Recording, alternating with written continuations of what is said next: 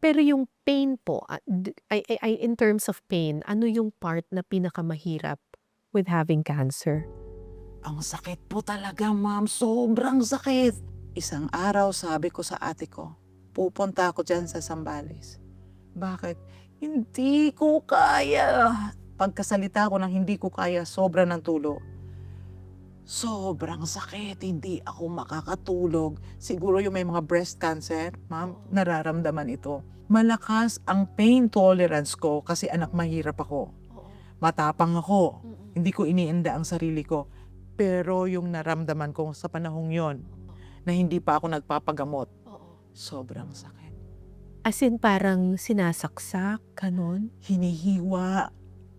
Alam mo yung kutsilyong matalas, tas parang ginaganon-ganon na pinaglalaruan ka. Sabi ko nga sa asawa ko, ma'am, buhay pa ako pero parang patay na ako. At ang amoy ko, amoy patay na. Kasi sobrang baho.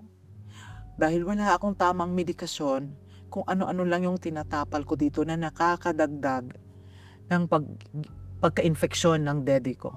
Pero nung nagpa-ospital po ako, mabibigyan pala ako ng tamang treatment.